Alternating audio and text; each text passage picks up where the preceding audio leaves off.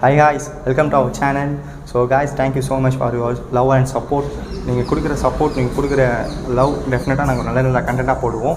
So இன்றைக்கும் நாங்கள் வந்து ஒரு நல்ல கண்டென்ட் போட்டு தான் வந்திருக்கோம். So keep support guys. இன்றைக்கி நம்ம என்ன பார்க்க போகிறோம்னா ஜாவாவோட ஹிஸ்ட்ரி பற்றியும் ஜாவா பைக் ஸ்பெக்ஸ் பற்றியும் பார்க்க போகிறோம். நம்ம இன்றைக்கி எங்கே விசிட் பண்ணியிருக்கோம்னா ஜாவா ஷோரூம் விசிட் பண்ணியிருக்கோம். ஸோ guys, நிறைய பேர் வந்து விஷ் பண்ணிங்க Revolt RV400 நான் பைக் வாங்கினதுக்கு. ஸோ தேங்க்யூ ஸோ மச் உங்களுடைய விஷஸ், உங்களுடைய சப்போர்ட்டுக்கு தேங்க்யூ guys.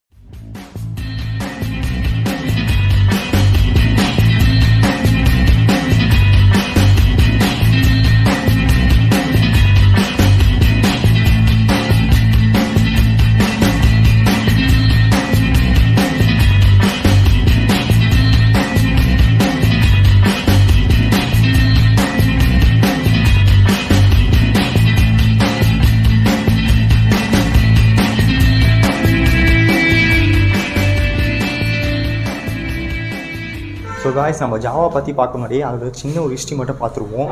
ஜாவா ஃபோன் பண்ணது யாருன்னு பார்த்தீங்கன்னா ஜானி செக் அண்ட் வெண்டரர். ஸோ இவங்களுடைய ஃபஸ்ட்டு நேம் ஜானி செக் JA அண்ட் வெண்டரர் W. இது தான் ஜாவான்னு பேர் வச்சுருக்காங்க. 1929 இதை வந்து இவங்க ஃபோன் பண்ணியிருக்காங்க. ஸோ ஃபோன் பண்ண இடம் என்னன்னு பார்த்தீங்கன்னா செக்கோஸ்லோவியா. ஸோ செக்கோஸ்லோவியா இந்த இடத்துல தான் இதை ஃபோன் பண்ணியிருக்காங்க. இது ஒரு பிராண்ட் பார்த்தீங்கன்னா அரௌண்ட் 120 கண்ட்ரீஸில் இது வந்து செல்லிங்கில் இருக்குது. டாப் செல்லிங்லேயே இருந்திருக்கு. கிட்டத்தட்ட 1929 இப்போ 2021 வரை இது ஒரு நல்ல ஒரு பிராண்ட். எல்லா கண்ட்ரீஸ்லேயும் வந்து அதிக மக்களோட விரும்பப்பட்ட ஒரு ஒரு பைக்காக தான் இருந்துகிட்டு இருக்குது. ஸோ நீங்கள் ஃபஸ்ட்டு ஜாவா பைக்கை பற்றி பார்க்கணுன்னா அது இந்த ஃபோட்டோ தான். இதை ஃபஸ்ட்டு ஜாவா 500C. ஸோ இப்போ நீங்கள் பார்த்து தான் ஜாவாவோட ஃபஸ்ட்டு மாடல் பைக்கு. ஜானி சைக்கு வந்து நிறையா மாடல் பைக் பண்ணியிருந்தாலும் அவருடைய ரொம்ப பிடிச்ச பைக் பார்த்திங்கன்னா ஜாவா பராக் தான். ஆனால் அந்த பைக் ரிலீஸ் பண்ணுறதுக்கு முன்னாடியே அவங்க வந்து இறந்துட்டாங்க. ஆனால் அந்த பைக் வந்து இப்போ வந்து லான்ச் ஆகி கிட்டத்தட்ட 1 year ஆகுது அதோட லான்ச்சிங் ஆகி. ஸோ இது சக்ஸஸ்ஃபுல்லாகவும் இந்தியாவிலையும் போயிட்டு இருக்குது.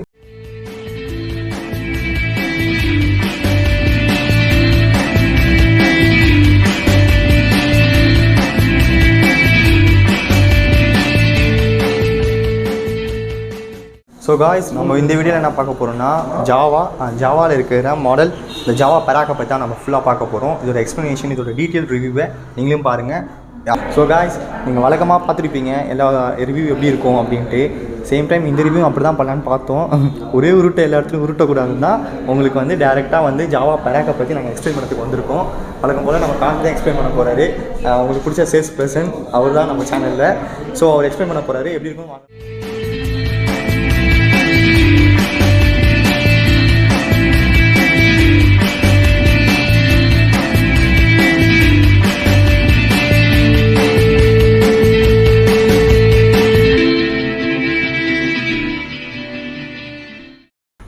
ஜாவா பராக்கை பொறுத்த வரைக்கும் இது பார்த்தீங்கன்னா ஒரு பாபர் ஸ்டைல் பைக். சரிங்களா, பாபர் ஸ்டைல் பைக்கு நல்லா ஒரு ஸ்டைலிஷான பைக்காக கொடுத்துருக்காங்க ஜாவா தரப்புலேருந்து.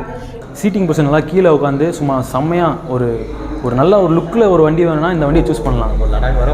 கண்டிப்பாக போகலாம், இந்த வண்டியை கண்டிப்பாக சூஸ் பண்ணலாம். இது ஒரு இன்ஜினோட ஸ்பெக்ஸை பற்றி பார்த்தீங்கன்னா 334cc liquid cooled engine with single cylinder 4 valve with 6 speed gear பாக்ஸோட ப்ரொவைட் பண்ணியிருக்காங்க. 6 speed ப்ரொவைட் பண்ணியிருக்காங்க. இதோட பவரை பற்றி பார்த்தீங்கன்னா 30 bhp ப்ரொடியூஸ் பண்ணுது. அதோட டார்க்கை பற்றி பார்த்தீங்கன்னா 32.74 Nm டார்க் ப்ரொடியூஸ் பண்ணுது.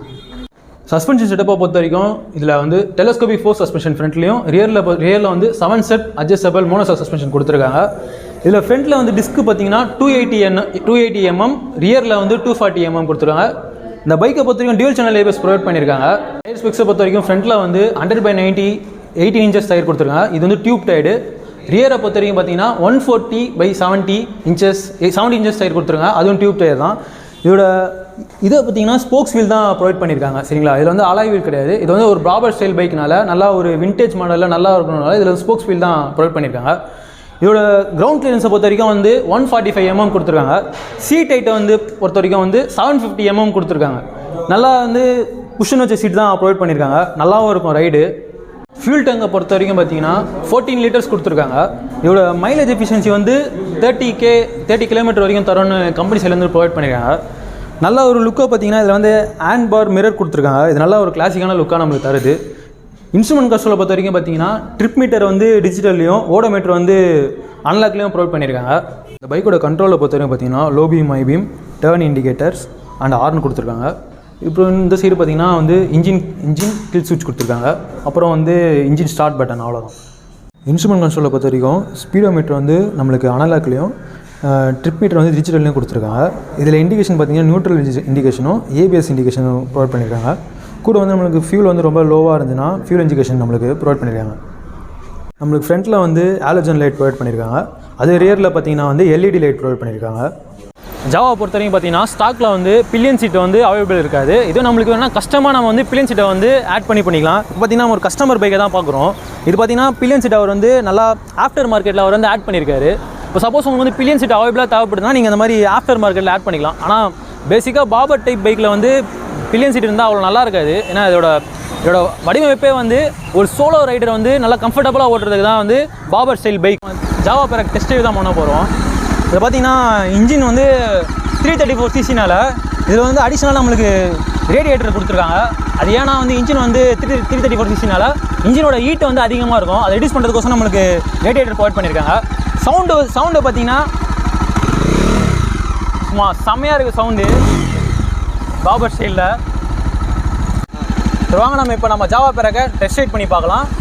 இன்ஜின் வந்து எந்த அளவுக்கு பவர்ஃபுல்லாக இருக்குன்னு நம்ம கண்டிப்பாக பார்க்கலாம். அவங்க ஸோ காய்ஸ் இப்போ நம்ம ஜாவா பெராக்கில் போகிறோம். ஸோ இப்போ நம்ம ஃபஸ்ட் கீரில் தான் போகிறோம். ஸோ செகண்ட் கீரில் போகிறோம். செம்மையாக இருக்குது ஃபீலு. அது இந்த ரோடு பார்த்தீங்கன்னா ஒன்றும் வேறு லெவல் ரோடு. ப்ளூ கிராஸ் ரோடில் தான் ஓட்டிகிட்டு இருக்கோம். செம்மையாக இருக்குது.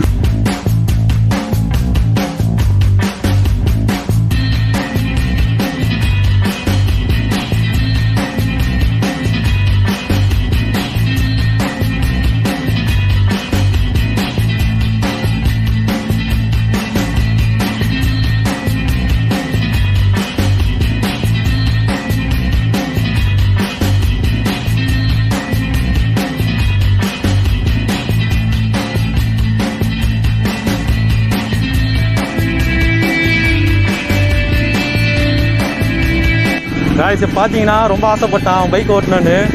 பாவம் ஷோரூம்கார் கொடுத்தாரு. ஆனால் ஒரு டெஸ்ட் ட்ரைவ் எடுத்துட்டு அவன் தான் ஓட்டிகிட்டு இருக்கான் காய்ஸ். நான் கூட ஓட்டல, நல்லா ஓட்டிகிட்டு இருக்கான். ஆனால் வண்டி வேறு லெவல் காய்ஸ், சத்தியமாக வேறு லெவலு. அந்த பவருக்கும் அந்த லுக்குக்கும் ரோட் ப்ரெசன்ஸ்க்கும் சூப்பராக இருக்கு காய்ஸ் வண்டி. பாருங்கள், நல்லா ஓட்டு வரும்.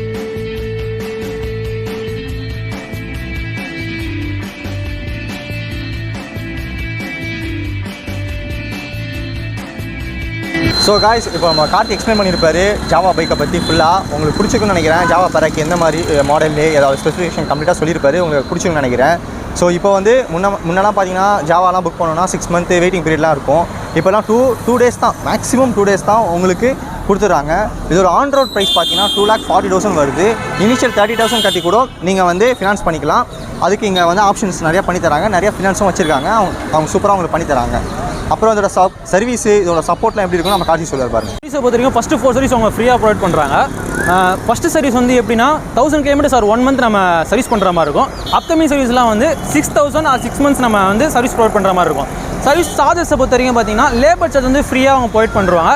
மற்றபடி நம்மளுக்கு ஏதாவது இப்போ வண்டியில் வந்து காம்போனன்ட்ஸ் ஏதாவது வந்து ஃபால்ட் ஆகிடுச்சுனாலோ ஃபெயிலியர் ஆகிடுச்சுனாலும் அதை நம்ம வந்து இனிஷியலாக நம்ம வந்து சார்ஜஸ் வந்து அப்ளை ஆகிற மாதிரி இருக்கும். ஸோ காய்ஸ் இப்போ நம்ம ஜாவா பெராக்கை பற்றி கம்ப்ளீட்டாக பார்த்தோம். சர்வீஸு, ஃபினான்ஸு, அதோட ஸ்பெசிஃபிகேஷன்ஸு கம்ப்ளீட் ரிவ்யூ பார்த்துருப்போம். உங்களுக்கு பிடிச்சிருக்குன்னு நினைக்கிறேன். நம்ம கார்த்தியோட எக்ஸ்ப்ளனேஷன்ஸு, அவங்களோட ரிவ்யூ உங்களுக்கு பிடிச்சிருக்குன்னு நினைக்கிறேன்.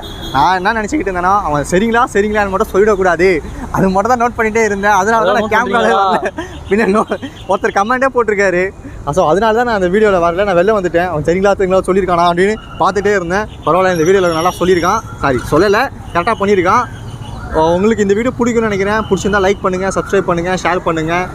ஸோ மறக்காமல் உங்கள் சப்போர்ட்டை நீங்கள் கொடுத்துட்டே இருங்க. நான் இன்னும் பெஸ்ட் கண்டென்ட்டாக கொடுத்துட்டே இருப்போம். ஸோ காய்ஸ் இதில் முக்கியமான ஒருத்தர் வந்து மிஸ் ஆகிட்டார். அவர் யாரும் இல்லை, அவர் தான் சிரஞ்சீவி. அவருக்கு தவிர்க்க முடியாத ஒரு சூழ்நிலை காரணமாக தவிர்க்க முடியாதான் ஒன்றும் இல்லைங்க, வேலைக்கு போயிருக்காங்க, அவ்வளோதாங்க. வேலைக்கு போயிருக்காங்க. என்னத்தை பண்ணுறது, இப்படி தாங்க என் பொழப்பு போகுது. தேங்க்யூ.